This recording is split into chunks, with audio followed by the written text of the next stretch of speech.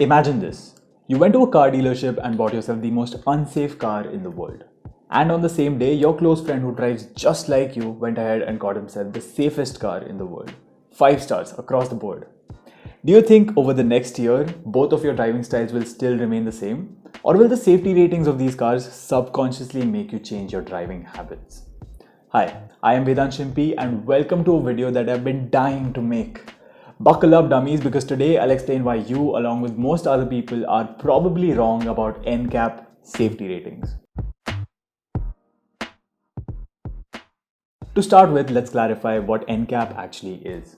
NCAP stands for New Car Assessment Program and it comes in many forms around the world. For years, Indian cars were tested under Global NCAP, which is an independent non-profit organization funded by governments and car manufacturers. Then in 2023, India got its very own version, the Bharat NCAP, which is funded solely by the Indian government. Now, I'm not saying there's potential for corruption in these organizations, but I also won't deny that where there's money, there's always a chance for some creative accounting. Plus, here's the catch. Both of these programs, Global and Bharat NCAP, are voluntary, which was shocking to a lot of people that I spoke to. NCAP tests are not mandatory. That means a 0-star car and a 5-star car can be sold alongside in the same showroom. What is mandatory though is BNV SAP. Since 2017, all cars sold in India have followed BNV SAP guidelines, which mandate basic safety features like dual airbags, ABS, seatbelt reminders, along with mandatory crash tests. But the BNV SAP crash test scores are never made public. That's like a school announcing that every student has passed without ever showing their grades. Meanwhile, NCAP is the same as asking the kids if they want to display their marks on a giant billboard. Naturally, only the nerds, or in this case, the safer cars, would sign up for that misery. Great, now that you know what NCAP is, let's move on to the juicy part. Why NCAP is not the all-in-one solution for road safety. Buckle up tighter because it's about to get bumpy. The first problem is that people forget that the NCAP tests are standardized. And like all standardized processes, NCAP comes with assumptions that don't align with the real-world chaos. The first assumption is that all adults in the car are wearing seatbelts. Kids are strapped into isofix seats and nobody's sticking their head out of the sunroof like an aspiring piglet. But let's face it, this is India. A 2019 survey by Safe Life Foundation revealed that 93% of passengers do not use seatbelts. And even among drivers, 73% think that seatbelts are optional. Only 7% of Indian car models sold in 2023 even have the isofix anchors to fit a child seat. I've never even seen one of these seats outside of a baby store.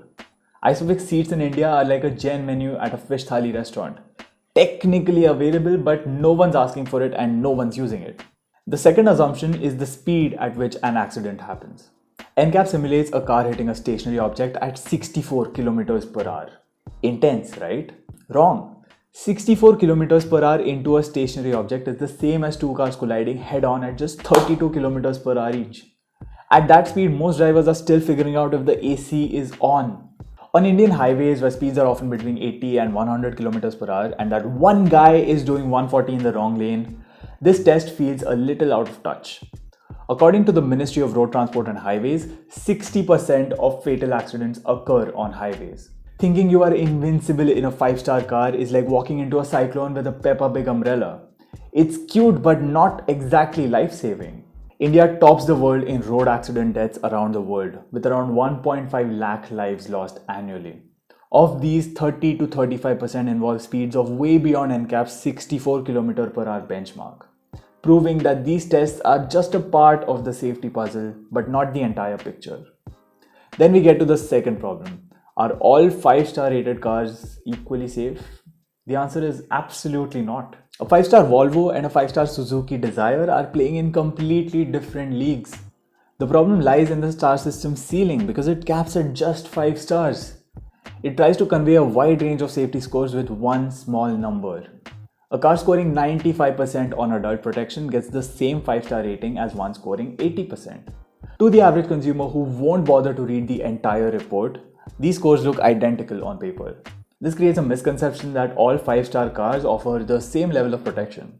That's as misleading as your photos on Tinder. Seriously, I dare you to upload straight from the camera. What's more scary is that once manufacturers hit this 5-star mark, they have no real incentive to improve their safety further. Why would they spend extra on safety innovation when they are already at the top of the chart? They start to focus on cost cutting instead of R&D. A better approach would be a points-based system with no upper limit. I even like how Euro NCAP does it. They allow you to sort and rank all the cars based on their safety scores in different categories.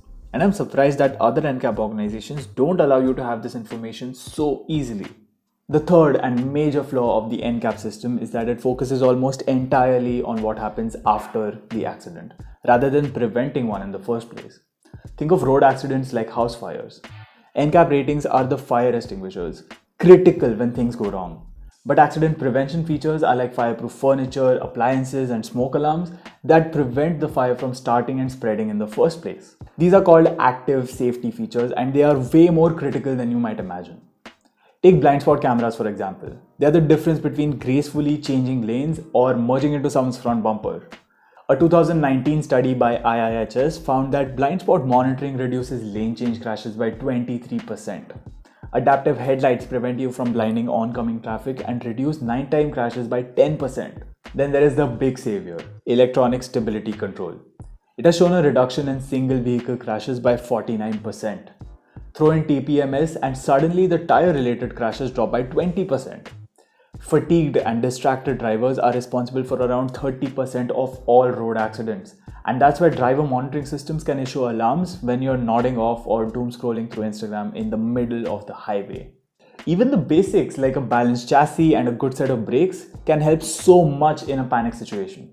NCAP does test for some of these features and you can read all about it in their full reports.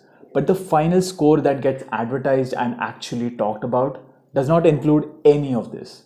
A car with good crash test ratings is important, but one with strong accident prevention features can save you from ever needing to test those ratings yourself. And finally, let's get to the most interesting part of this video, the Peltzman Effect. The Peltzman Effect basically says that people tend to take more risks when they are feeling more protected. Kind of like that one kid in cricket practice who wears a cup and then goes around hitting everyone else in the nuts just because no one can hurt him back. Or so he thinks. Back in 1968, seatbelts became mandatory in the USA. Fatal to non-fatal accident ratios improved, but drivers started speeding, overtaking aggressively, and being less attentive. They believed that seatbelts made them invincible. A 1975 study by Sam Peltzman confirmed this, showing a 20% rise in overall accidents after the seatbelt law came into effect. These drivers also crashed and killed a lot more pedestrians than before. Fast forward to today, and NCAP ratings are creating a similar illusion of immortality. A 5-star rating makes some drivers think that their car is a literal tank that can defy the laws of physics. Want evidence? Just look around. Maruti Suzuki cars, which are infamous for their low NCAP scores, dominate the market, which means that the majority of cars on Indian streets are Maruti Suzuki. Yet I don't see as many reckless Maruti drivers as that number suggests. Ironically, it's the owners of safer cars like Tata, Mahindra, Volkswagen and other premium brands who I see pulling off stunts that can inspire Rohit Shetty himself. Why? Because these drivers are sold the promise of an extremely safe car. They assume that the airbags and reinforced cabins will save them no matter what, and insurance will take care of everything else. This false sense of security leads to overconfidence and risky driving. We have focused so heavily on crash survivability over the past few years that we have forgotten to emphasize on responsible driving. Which means that while we are building safer cars, we are also enabling unsafe drivers. So the solution now isn't just tougher cars, it's smarter drivers. Because at the end of the day, no amount of stars can save you from bad decisions on the road. If this video gave you some fresh perspective, don't forget to hit the like button. Share this video with the worst drivers that you know and subscribe to my channel for more automotive deep dives. Also, I reply to all the comments, so let's keep this discussion rolling. I want to know your take on NCAP ratings in India. Do you trust them completely or do you think there's room for improvement? I'll see you in the next one. Until then, drive smart and leave the crashing for the dummies.